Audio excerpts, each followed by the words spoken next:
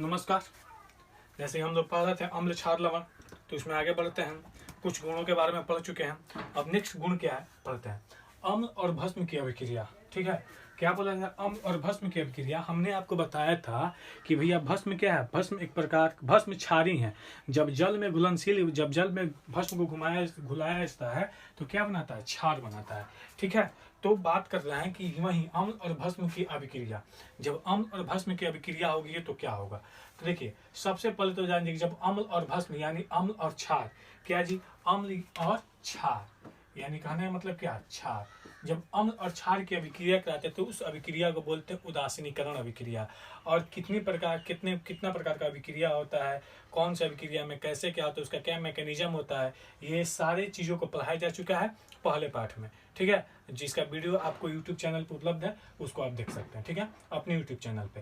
तो अम्ल और भस्म की जब अभिक्रिया होती है तो उसे कौन सा अभिक्रिया करते हैं? उदासीनीकरण अभिक्रिया। कौन सा अभिक्रिया का हिस्सा भैया? उदासीनीकरण अभिक्रिया करते हैं। तो उदासीनीकरण अभिक्रिया कहने का मतलब क्या है कि उसमें ना तो अम्ल का गुण रहेगा और ना ही भस्म का गुण रहेगा। अम्ल और भस्म का गुण क्या होता है? आप सभी जानते हैं, स्वाद में खट्टा हो अम्ल, और भस्म क्या हो? स्वाद में कड़वा हो। अम्ल H+ आयन देता हो, भस्म क्या हो? क्षार क्या हो? OH- आयन देता हो। ठीक है, तो ये जो गुण होते हैं, ये गुण खत्म हो जाते हैं, उसे ही क्या करते हैं? उदासीनीकरण अभिक्रिया करते हैं। ठीक है, उदासीनीकरण का मतलब कि उदासीन हो जाएगा, उसमें जिस पदार्थों के मेल से बना होता है उनका गुण नहीं होता। ठीक है, तो आइए, तो जब अम्ल और भस्म की अभिक्रिया करेंगे तो उसे क्या कहेंगे? उदासीनीकरण अभिक्रिया। जब अम्ल और भस्म से अभिक्रिया ही कराया जाता है तो ही लवण बनता है। ठीक है, तो क्या बनता है? लवण बनता है। जब अम्ल और भस्म की अभिक्रिया कराया तो क्या बनता है? लवण बनता है, और साथ में क्या बनता है? जल बनता है। क्या देख लेते हैं, जैसे ये NaOH, ये क्या है? आपको क्षार है, भस्म है। ये HCl क्या है? अम्ल है। जब क्षार का अम्ल से अभिक्रिया करें तो क्या बनेगा? NaCl, और प्लस ये OH से अभिक्रिया कर क्या बनेगा? H2O बनेगा। NaCl क्या है? NaCl सोडियम क्लोराइड, जिसका साधारण नाम क्या है? जिसका रासायनिक नाम है सोडियम क्लोराइड, जिसका साधारण नाम क्या है? साधारण नमक। ठीक है, और ये नमक क्या होता है? नमक एक लवण का ही उदाहरण है। तो हमने देखा कि जब क्षार को अम्ल से अभिक्रिया कराया या अम्ल को क्षार से अभिक्रिया तो हमें क्या मिला? लवण मिला, और साथ में क्या मिला? जल मिला। ठीक है, तो अभी लवण खत्म नहीं हुआ है, लवण पढ़ना है। ठीक है, लवण को पढ़ा जाएगा। अभी हमने बस ये बताया कि जब अम्ल और भस्म की अभिक्रिया कराते हैं तो क्या बनता है? लवण बनता है और जल बनता है। इसमें ना तो अम्ल का गुण रहेगा, ना ही क्षार का गुण रहेगा। तो जब ना अम्ल का गुण रहेगा ना ही क्षार का गुण रहेगा तो क्या हो जाएगा? उदासीनीकरण अभिक्रिया हो जाएगा। ठीक है, हमने ये देख लिया। चलिए अब आगे बढ़ते हैं। आगे हमने ये देखा था कि जब अम्ल धातु के साथ अभिक्रिया करता था तो क्या देता था? हाइड्रोजन गैस देता था। और वहीं कार्बोनेट बाइकार्बोनेट के साथ अभिक्रिया करता था, क्या देता था? CO2 गैस देता था। क्रियाशीलता श्रेणी दिया, क्रियाशीलता श्रेणी आप लोग देख लीजिएगा। ठीक है, तो हम लोग आगे बढ़ते हैं। क्या है कि धातु के ऑक्साइड से अम्ल की अभिक्रिया। धातु के ऑक्साइड कहना मतलब क्या? कि धातु जब ऑक्सीजन से अभिक्रिया कर ले तो धातु ऑक्साइड बनेगा। तो जो धातु का ऑक्साइड होता है, हमने लिखना है क्या है? क्षार। यहाँ पे क्या लिखा है? क्षार। धातु के ऑक्साइड को देखिएगा, घेर के क्या लिखा गया है? क्षार लिखा गया। कहने का मतलब क्या कि जो भी धातु का ऑक्साइड होगा वो क्या होगा? क्षार होगा। जो भी मतलब अधिकतर, ठीक है, अधिकतर, जो भी तो कहीं नहीं बोल सकते आप, 100% कहीं कुछ नहीं बोल सकते हैं। ठीक है, तो जो धातु के ऑक्साइड होते हैं सामान्यतः वो क्या होते हैं? क्षार होते हैं। तो देखिए, धातु के ऑक्साइड को किससे अभिक्रिया कराना है? अम्ल से अभिक्रिया कराना है। तो धातु का ऑक्साइड क्या हो गया? क्षार। और फिर क्या मिल गया आपको? अम्ल। क्या मिल गया? क्षार और अम्ल मिल गया। देखिए, जो हमने अभी यहाँ पे किया था अम्ल और क्षार, वही चीज मिल गया। धातु का ऑक्साइड, बस भाषा का परिवर्तन। भाषा का परिवर्तन क्या है कि धातु का ऑक्साइड से अम्ल की अभिक्रिया। धातु का ऑक्साइड क्या होता है जी? सामान्यतः क्षार होता है। तो क्षार का जब अम्ल से अभिक्रिया करेगा तो फिर क्या बनेगा? लवण बनेगा और जल बनेगा। जैसे हमने यहाँ पे भी देखा, यहाँ पे भी जल फॉर्मेशन हुआ है और ये लवण बना हुआ है। ठीक है, तो धातु का ऑक्साइड जब अम्ल से अभिक्रिया करेगा तो लवण और जल बनेगा। और ये भी कैसा अभिक्रिया हो जाएगा? उदासीनीकरण अभिक्रिया हो जाएगी, क्योंकि धातु का ऑक्साइड क्या हो जाएगा? क्षार, और अम्ल तो है ही है लवण। तो देखते हैं COU क्या है जी? COU copper oxide, cupric oxide क्या है? क्यूप्रिक ऑक्साइड CuO, और H2SO4 सल्फ्यूरिक अम्ल। ठीक है, तो ये जब क्यूप्रिक ऑक्साइड, देखिए ये काला कलर का होता है। जब ये क्यूप्रिक ऑक्साइड यानी क्षार जब ये सल्फ्यूरिक अम्ल से अभिक्रिया करता है, H2SO4 से अभिक्रिया करता है तो बनाता है CuSO4, कॉपर सल्फेट और जल।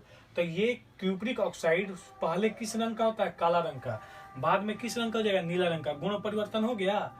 ठीक है, अंतर हो गया। तो यही गुण परिवर्तन होता है, ना ही उसका गुण रहता है अम्ल का, ना ही क्षार का गुण रहता है। इसीलिए उसे क्या कहते हैं? उदासीनीकरण अभिक्रिया करता है। ठीक है, तो आपने क्या सीखा कि धातु के ऑक्साइड से जब अम्ल की अभिक्रिया करेंगे तो क्या बनेगा? लवण बनेगा। ठीक है, लेकिन क्यों बनेगा? क्योंकि धातु का ऑक्साइड सामान्यतः क्या होते हैं? क्षार होते हैं। चलिए ठीक है, यहाँ तक समझ गए। चलिए आगे बढ़ते हैं। तो धातु का ऑक्साइड क्षार हो गए, तो धातु का ऑक्साइड क्या हो जाएंगे? अम्ल हो जाएंगे। ठीक है, क्योंकि दोनों का अपोजिट होता है, धातु और अधातु दोनों एक दूसरे का अपोजिट है ना जी। तो जैसे अम्ल और क्षार दोनों एक दूसरे का अपोजिट होते हैं, उसी तरह धातु और अधातु भी अपोजिट होते हैं। तो हमने नेक्स्ट पॉइंट लिखा है कि अधातु के ऑक्साइड से भस्म की अभिक्रिया। यहाँ पे अम्ल था, यहाँ पे भस्म ला दी, क्योंकि यहाँ पे तो खुद भस्म बन गया है। ठीक है, सॉरी, खुद अम्ल बन गया था, यहाँ पे भस्म ना आएगा, क्योंकि अम्ल का जरूरत है नहीं, अब भस्म से अभिक्रिया कराना है। तो अधातु के ऑक्साइड सामान्यतः क्या होते हैं? अम्ल होते हैं। फिर वही चीज अम्ल को किससे भी क्रिया कराएंगे? भस्म से भी क्रिया कराएंगे, यानी क्षार से भी क्रिया कराएंगे। तो देखिए अम्ल ये धातु हो गया कार्बन, कार्बन का ऑक्साइड क्या जाएगा? कार्बन डाइऑक्साइड CO2, और किससे भी क्रिया भस्म से CaOH का होल ट्वाइस। ठीक है, और ये क्या बनाएगा? CaCO3 plus H2 calcium carbonate बनाता है, कैल्शियम कार्बोनेट बनाता है। ठीक है, यानी कहने का मतलब क्या है कि अधातु का ऑक्साइड क्या हो जाएगा? अम्ल, और जब भस्म से अभिक्रिया करेंगे तो ये अम्ल और भस्म अभिक्रिया करके क्या बनाएगा? फिर से लवण बनाएगा।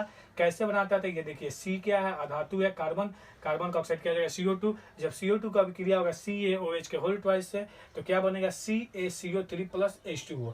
CaCO3 क्या होता है? कैल्शियम कार्बोनेट होता है। ठीक है, यहाँ तक समझ गए। तो इतना ये मेनली ग्रुप क्या था जी? गुण था। चलिए अब आगे बढ़ते हैं। इसमें नेक्स्ट क्या देखते हैं? नेक्स्ट देखते हैं कि अम्ल तथा भस्म की जल से अभिक्रिया। अम्ल या भस्म की जल से अभिक्रिया, जब अम्ल या भस्म को जल से अभिक्रिया करेगा तो क्या होगा? उष्मा उत्पन्न होगा। ठीक है, जब अम्ल का या भस्म का किसी भी दोनों में से किसी भी एक का आप जल के साथ अभिक्रिया करेगा तो क्या होगा? उष्मा उत्पन्न होगा। और जो उष्मा उत्पन्न करता है उसे उष्माक्षेपी अभिक्रिया करते हैं। तो उष्मा उत्पन्न करने के आधार पर, मतलब उष्मा के आधार पर अभिक्रिया दो प्रकार की होती है, एक उष्माक्षेपी, एक उष्मा शोषी। सोखना, देखना ना, नाम तो समझिएगा। छेपी और उष्मा शोषी। शोषी मतलब होता है शोषण करना, शोषण करना नहीं मतलब सोखना। तो उष्मा शोषी उसको कहेंगे जो उष्मा को लेगा, और उष्मा छेपी उसे कहेंगे जो उष्मा को क्या करेगा? छोड़ेगा। ठीक है, तो ये कह रहा है कि अम्ल तथा भस्म की जल से अभिक्रिया कराने पर उष्मा उत्पन्न होता है। तो ये कैसी अभिक्रिया हो जाएगी? उष्मा छेपी अभिक्रिया हो जाएगी। ठीक है, कैसी अभिक्रिया हो जाएगी? उष्मा छेपी, क्योंकि ये क्या करती है? क्या करता है जी? क्योंकि ये उष्मा का उत्पादन करता है, उष्मा को उत्पन्न करता है। कौन? अम्ल तथा भस्म। कब? जब उसमें जल से अभिक्रिया कराया जाता है। तो देखिए एसिल क्या है? एक प्रकार का अम्ल है, इसको जल से अभिक्रिया करने क्या बनेगा? H3OCl माइनस, और ये क्या बनेगा जी? सॉरी क्या निकलेगा? उष्मा निकलेगा। ठीक है, यहाँ पे जो बाहर निकलने वाला होता है, ऊपर उठने वाला होता है, गैस होता है, उसको क्या देते हैं?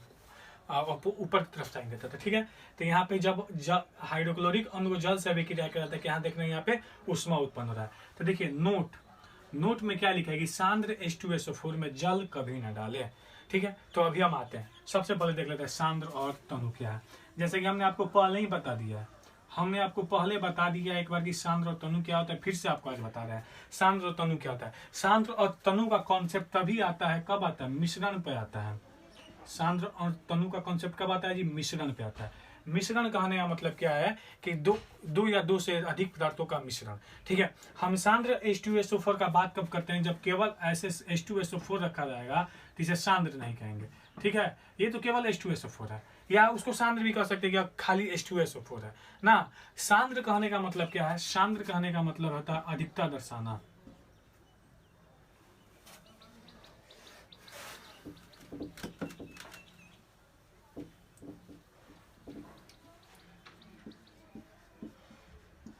सांद्र कहने का मतलब होता है क्या जी? अधिकता दर्शाना। तनु कहने का मतलब क्या होता है? कमी को दर्शाना। ठीक है, अगर हम कहते हैं कि H2SO4 का सांद्र H2SO4 अम्ल है, यानी कहने का मतलब क्या है कि इसमें दो प्रकार के पदार्थ हैं। दो प्रकार के पदार्थ हैं, जैसे मान लीजिए कि H2SO4 और जल है। क्या है? H2SO4 और जल है। हमने क्या कहा कि ये जो विलयन आपको तैयार किया गया है, ये जो बक्सा में ये कैसा है? ये सांद्र H2SO4 है। सांद्र H2SO4 का ये विलयन है। कौन सा विलयन? इस जो बॉक्स में बंद है, इस बॉक्स में क्या आपको सांद्र H2SO4 का विलयन है। तो कहने का मतलब क्या होगा कि इसमें दो, एक H2SO4 और एक क्या है? जल है। तो ये जो सांद्र H2SO4 यानी कहने का मतलब इसका मान क्या होगा? इसका मान ज्यादा होगा कि, और इसका मान क्या होगा? कम होगा। ठीक है। यानी सांद्र क्या दिखाता है, अधिकता दिखाता है। यानी कहने का मतलब क्या कि अगर आप किसी विलयन का बात करते हैं, किसी मिश्रण का बात करते हैं, अगर उसके साथ उसके नाम के साथ सांद्र जुड़ गया तो कहने का मतलब क्या कि वो ज्यादा मात्रा में उपस्थित है। सांद्र मतलब कॉन्सेंट्रेटेड, ठीक है, तो वो क्या है, ज्यादा मात्रा में उपस्थित है। यहाँ पे हमने एक विलयन, एक बॉक्स बनाया जिसमें आपको H2SO4 डाला और H2O डाला, और बोल रहे हैं कि ये जो विलयन है, आपको ये जो बॉक्स के अंदर पदार्थों का विलयन रखा गया है, मिश्रण रखा गया है, ये सांद्र H2SO4 का विलयन है। यानी सांद्र H2SO4 कहने का मतलब क्या है कि इस विलयन में सांद्र अधिकता किसका, H2SO4 की अधिकता ज्यादा है, ठीक है। वहीं अगर बात करते हैं, इसका ऑपोजिट लेते हैं कि ये क्या है, तनु है, ये तनु H2SO4 का मिश्रण है, तो कहने का मतलब क्या हो जाएगा, ये H2SO4 कम हो जाएगा और ये जल क्या हो जाएगा, ज्यादा हो जाएगा, ठीक है। तनु H2SO4 कम हो गया और ये क्या हो गया, ज्यादा हो गया। तो आप एक बात यहाँ पे ध्यान देने वाला है कि ये तनु H2SO4 में जल क्या हो गया, ज्यादा हो गया, तो इसे बोल सकते हैं सांद्र जल, सांद्र H2O। जल छोड़ दीजिए, जल थोड़ा लिखने में ये होगा, जब ये तनु H2SO4 होगा उसी समय ये क्या होगा, सांद्र होगा, क्योंकि क्या होगा, तनु H2SO4 कहना है मतलब कि जल H2SO4 की मात्रा कम और जल की मात्रा अधिक, तो जल की अधिक मात्रा किसको दिखाएगी, सांद्र को दर्शाएगी। अगर वहीं बात करते हैं कि जब सांद्र H2SO4 होगा, सांद्र H2SO4 होगा, तो ये H2O क्या हो जाएगा, तनु H2O का विलयन हो जाएगा। यानी जिसकी मात्रा जिस विलयन में कम होगी उसे तनु के साथ जोड़ देंगे, अगर उसकी मात्रा ज्यादा तो उसके साथ सांद्र के साथ जोड़ देंगे। तो बस आपको याद ये रखना है, क्या याद रखना है, ये सांद्र मतलब अधिकता को दर्शाता है और तनु मतलब कमी को दर्शाता है। जिसके बारे में बात की, अगर वो ज्यादा होगा तो उसके साथ सांद्र लगा देंगे उस विलयन में, अगर वो कम होगा तो उसके साथ क्या लगा देंगे, तनु लगा देंगे। तो कह रहा है सांद्र H2SO4 में जल कभी ना डालें। जिसमें पूर्णतः H2SO4 यानी ज्यादा मात्रा में सांद्र हो तो वहां पे जल को नहीं डालना चाहिए। जल को इसलिए नहीं डालना चाहिए क्योंकि अभी हम पढ़े हैं कि जब जल को जब अम्ल या भस्म को जल में डाला तो उष्मा उत्पन्न होती है, और ये पूरी तरह से, ये आपको पहले ही बता चुके हैं, ये अति संक्षारक अम्ल होता है H2SO4। चमड़ा को जला देता है, ठीक है, स्किन को खराब कर देता है। तो जब ये अति संक्षारक ही है, बहुत ही प्रबल आपको क्या है, अम्ल है, तो इसमें जल डलेगा तो ज्यादा मात्रा में उष्मा उत्पन्न होगा, तो जिस बीकर में रखा जाएगा उस बीकर को तोड़ देगा, ठीक है, या ज्यादा से ज्यादा उष्मा देगा, फवारे निकलने लगेंगे, तो इस वजह से दुर्घटना हो सकती है। इसीलिए क्या कहा जाता है कि सांद्र H2SO4 में जल कभी ना डालें, ठीक है। भले आप जल में H2SO4 को धीरे धीरे मिलाएं, तो H2SO4 को बारी बारी बूंद बूंद करके मिला के आप विलयन तैयार उसका कर सकते हैं, ठीक है। तो यह ध्यान देने वाला बात है। तो हमने बताया कि अम्ल जल से अभिक्रिया करके क्या देता है, उष्मा देता है, उसी तरह भस्म भी जल से अभिक्रिया करके उष्मा उत्पन्न करता है। तो ये क्या हो गया, भस्म हो गया, NaOH जल के साथ अभिक्रिया करके क्या देगा, उष्मा देगा, ठीक है। चलिए समझ गए। अब आइए, ये सांद्र भी समझ गए। अब हमारे सामने एक कॉन्सेप्ट आता है, प्रबल अम्ल और क्षार। इसकी थोड़ी आपको इसके बारे में भी थोड़ा सा बताएंगे, बस इसका थोड़ा सा झलक आपके सामने रहेगा। क्यों, क्योंकि आप इस किताब को पढ़िएगा और किताब को पढ़ने के बाद जब हम इसके बारे में विस्तृत रूप से बताएंगे तो आपको चीजें और समझ में आएगी। तो देखिए, प्रबल और दुर्बल अम्ल या क्षार के बारे में बात किया गया है। तो प्रबल और दुर्बल क्या होता है जी, प्रबल कहने का मतलब बलशाली, दुर्बल कहने का मतलब कमजोर, ठीक है, समझिएगा बात से। यहाँ प्रबल और दुर्बल अम्ल एवं क्षार, ठीक है, हमने लिख दिया। अब केवल मेरे को सुनिए, प्रबल कहने का मतलब क्या है, बलशाली, और दुर्बल कहने का मतलब कमजोर, ठीक है। इस बात से तो आप परिचित हैं कि प्रबल मतलब बलशाली और दुर्बल मतलब कमजोर ना। तो ये होता है मेन, यही चीज है। अब कैसे कहेंगे कि प्रबलशाली है, कैसे कहेंगे दुर्बल है। अब जैसे मेरे के बारे में बात कर लीजिए, खुद के बारे में बात कर लीजिए या मेरे बारे में बात कर लीजिए। तो देखिए, कहने का मतलब है कि कोई मेरे बराबरी का आया, अब उसको हम धोके कस के ले पटकिया धो के 2-4 को पटकनिया दे देंगे, तो आपका कोई दीपक भैया तो बड़ी बलशाली हैं, साहब उसको लसारे हैं एकदम, माई बाबू सब चिल्ला रहा होगा ना। तो यानी हमने उसको क्या किया, खूब धोबिया पछाड़ मारा। तो खूब धोबिया पछाड़ मारा तो क्या हो गया कि वो दुर्बल हो गया और हम क्या हो गए, प्रबल हो गए, बलशाली हो गया। तो आपने मेरे को बलशाली और उसको दुर्बल कब कहा जब हमने उसको क्या किया, खूब धोबिया पछाड़ लगाया, यानी हम उस पर हावी हुए ना। तो जब ये मेरे द्वारा क्रिया किया गया, कौन सा क्रिया, उसको तो खूब धोबिया पछाड़ लगाया गया, तो कहा आपने कि दीपक भैया बलशाली है, और जो ABCD है तो जो लटक गया खा के, वो कहा हो गया दुर्बल हो गया। तो आप यही बलशाली मतलब जो प्रबल मतलब बलशाली, दुर्बल मतलब कमजोर। तो जब अम्ल और क्षार के बारे में बात करेंगे तो उसको कैसे हम कहेंगे कि ये प्रबल अम्ल है, ये दुर्बल अम्ल है। अब अम्ल को ले जाएंगे, 2 अम्ल के जौन जौन आकर पटक देगा, वो वहां पे तो इसे नहीं देख सकते हैं। वहां पे देखने के लिए कौन से एंगल का हम लोग यूज करेंगे, तो देखिए कहेंगे कि अम्ल स्वाद में खट्टा होता है ना, तो 2 अम्ल ले ला, एगो अंगूर ले ला, एगो का ले ला नींबू ले ला, जौना से खिला एकदम टन टन एकदम एकदम दिमाग एकदम एथी हो जाए, एकदम खटखटाहट हो जाएगा, तो उसको क्या बोलेंगे प्रबल अम्ल। आज कैसे लेंगे, कम होकर क्या बोलेंगे दुर्बल अम्ल। ठीक है, यही ना बोलेंगे। तो देखिए कहने के लिए आप स्वाद के आधार पर चेक कर सकते हैं, लेकिन बबुआ लेकिन ऊ का हो कहीं जहरीला कोनो निकल जाए। अब ले लीजिए H2SO4 और क्या कीजिए उसको कहिए कि अब स्वाद के आधार पर चमके चीखेंगे Cl H2SO4 का। अब डाले बबुआ, जानते तो न थे कि H2SO4 है क्या, अब लिए गिलने मुंह में लगा लिए, तब बताइए। सोचिए उनका जो जिह्वा है, स्वाद कलिका, जो जिह्वा पे स्वाद कलिका है, अब से भी एक तरह बताया गया था, वो फिर बचेगा, हो न बचेगा। तो कहने का मतलब कि इस आधार पे आप तो अनुमान नहीं लगा सकते हैं कि कैसे निकालेंगे प्रबल अम्ल है कि दुर्बल अम्ल है, या क्षार के संदर्भ में। जगह हम अभी अम्ल की बात कर रहे हैं तो वो समझिए क्षार से भी संबंधित है, क्योंकि दोनों में वही कॉन्सेप्ट है। तो फिर कैसे निकालेंगे भैया, समस्या खड़ा हो गया कि ऐसे तो पटका पटके से निकाल नहीं सकते हैं, उससे तो मालूम चलेगा नहीं। स्वाद लेने के लिए गए तो कोनो ससुरा जहरीला बेटा गया तो उसको छोड़िए, उसके बारे में बताने के पहले हमरे गाड़ी खुलवा देगा, तो करे क्या। तो एक और परिभाषा बताया गया था, क्या बताया गया था बताइए, सोचिए। बताया गया था कि आर्हेनियस के द्वारा, आर्हेनियस ने क्या कहा था कि अम्ल जल में घुलकर H+ आयन देता है, और वही क्षार जल में घुलकर OH क्या देगा, OH- आयन देगा। तो देखिए अम्ल H+ आयन देगा, अम्ल क्या देगा, H+ आयन। हम बात करते हैं किसका जी,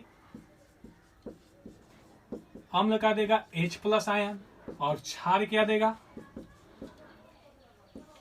OH- आयन। तो बताइए भिखारी पैसा को दान करेगा कि अमीर व्यक्ति पैसा को दान करेगा। आप उस कॉन्सेप्ट नहीं चलेगा जितने अमीर होता है उतना कंजूस होता है, हम वैसा बात नहीं कर रहे हैं। जैसे मान लीजिए कि हमारा और मेरे भाई साहब का दोनों का दिल एक ही समान है, दोनों उदार प्रवृत्ति के व्यक्ति हैं। मेरे पॉकेट में आपको मान लीजिए कि 10,000 रुपया, मेरे भाई के पॉकेट में 1,000 रुपया है, तो बताइए अगर किसी को पैसा देना होगा, किसी को जरूरत होगा, तो मैं दूंगा कि मेरा भाई देगा। ऑब्वियस है कि जब दोनों उदार हैं, उदारता दोनों में है, तो जिसके पास ज्यादा होगा वही देगा।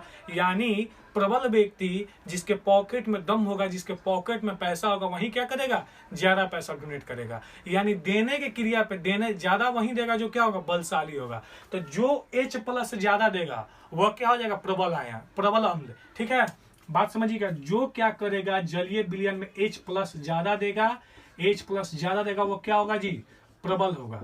ठीक इसका अपोजिट जो कम देगा H+, अभी बात कर रहे हैं हम इसका, ध्यान से समझिएगा हम किसका बात कर रहे हैं, आप ये न समझ लीजिएगा, देखिए मार्कर खराब ही हो जाएगा। देखिए हमने बात किया H+ आयन का, जो H+ आयन ज्यादा देगा, जो H+ आयन ज्यादा देगा वो क्या होगा जी, प्रबल होगा, क्योंकि उसके पास क्षमता है। और H+ आयन देना क्या दिखाएगा, अम्ल। तो जो H+ आयन ज्यादा देगा वो क्या हो जाएगा, प्रबल।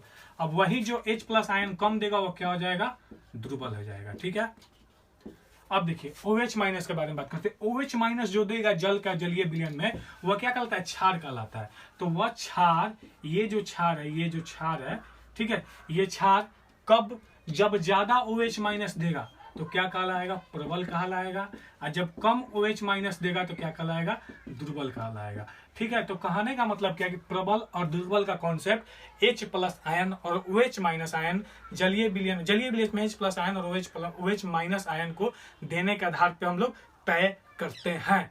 ठीक है, अब प्रबल अम्ल जब प्रबल क्षार से अभिक्रिया करेगा, दुर्बल अम्ल जब प्रबल अम्ल से अभिक्रिया करेगा, प्रबल अम्ल दुर्बल से, दुर्बल से, ये बहुत प्रकार का आपका कॉम्बिनेशन आएगा। तो अब कैसा कब लवण बनेगा, ये सारी चीजों को हम लोग पढ़ेंगे। आप बस इंतजार करते जाओ, देखते जाओ कितना बारीकी से बात को पढ़ाया जाएगा।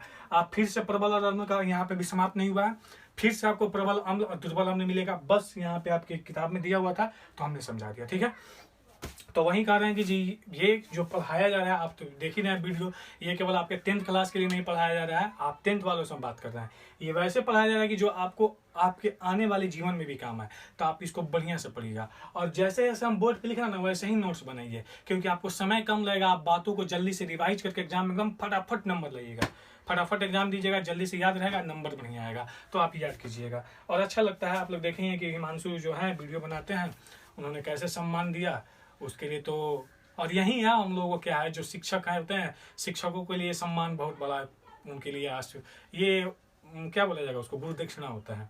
अब सम्मान कीजिए, आपके टीचर हमेशा आपके साथ मस्त रहेंगे, ठीक है। तो कहने का मतलब है कि आप चलिए ठीक है, मिलते हैं अगली वीडियो में। जो एक वीडियो है वैक्सीन वाला पे, उसको आप दिखाइए घर पे, सभी को दिखाइए, अपने रिलेशन में शेयर कीजिए कि ये एकमात्र उपाय वैक्सीन ही है। आप समझिए बात को, मैं आपके लिए काम कर रहा हूँ पढ़ाने के लिए। देखिए अभी जूम ऐप अवेलेबल है, जहाँ से मैं अपने कोचिंग के बच्चों को पढ़ाकर उनसे पैसा ले सकता हूँ, ठीक है। और वैसे ही यहाँ के सारे टीचर मतलब कि बहुत सारे टीचर करते हैं, सारे टीचर को भी नहीं बोल सकते हैं, वैसे तो कोई पढ़ा नहीं रहे मेरे जैसा, तो सारे के सारे ही हुए पढ़ा रहे हैं। और क्या करते हैं, पैसे अपने स्टूडेंट से ले रहे हैं। तो और देखिए वो एक तरीका से सही भी है, मान लीजिए जीविका का आधार तो लेना ही होगा, हमने वैसा नहीं किया। हम उनसे भी पैसा नहीं ले रहे हैं जो मेरे यहाँ ऑफलाइन में पढ़ते हैं, और उनसे भी पैसा नहीं लिया जा रहा है जो आप लोग ऑनलाइन में दूसरी जगह से पढ़ते हैं।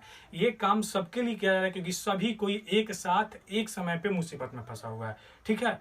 तो ये आपकी जिम्मेवारी बनती है कि जो ये वैक्सीन वाला वीडियो है, ये वैक्सीन किस प्रकार से सही है। देखिए हम ये कर रहे हैं, यानी हमने यहाँ से तो देख लीजिए कि भलाई का काम किया जा रहा है, ठीक है। तो इस भलाई के काम में अगर आपको कुछ बताया तो इसमें किसी प्रकार कोई प्रमोशन नहीं है। कोई वैक्सीन वाला मेरे को या जो मेरे बड़े भाई बनाए वीडियो, उनको पैसा ला के नहीं दिया है कि आप इसका प्रचार कीजिए, आप इसको बड़े लेवल पर लीजिए, फ्री में मिल रहा है, ठीक है। आप जाइएगा वैक्सीन लेना, सुइया तो फ्री में मिल रहा है, डिस्पोजल का भी पैसा नहीं लग रहा है, ठीक है। तो ये इसलिए बताया जा रहा है क्योंकि आप सुरक्षित हो और हम सुरक्षित हो, ना ज्यादा मेरे को मेहनत करना पड़े, ना आपको ज्यादा मेहनत करना पड़े। बस आप लोग कोचिंग वोचिंग सब कुछ खुल जाए, जीवन सामान्य हो जाए, सारे लोग खुश रहें। सबसे बड़ी बात है कि डेथ का रेशियो कम हो। किसी का भी जिसका कोई अपना इस समय खो रहा है, वही समझ रहा है कि अपने को खोने का दुख दर्द क्या होता है। तो आपसे हार्डली रिक्वेस्ट है, आपसे विनम्र निवेदन है कि आप जो ये वीडियो है वैक्सीन से संबंधित, उसको आप देखिए, अपने परिवार में दिखाइए, सभी को जागरूक कीजिए, आप अपने रिलेशन में फॉरवर्ड कीजिए, वहाँ भी लोग देखें, और जागरूकता के साथ हम लोग एक साथ मिलकर कोरोना के जंग से लड़ें और इसमें विजयी पाएं। ठीक है, धन्यवाद, मिलते हैं अगले वीडियो में, बाय बाय, टेक केयर।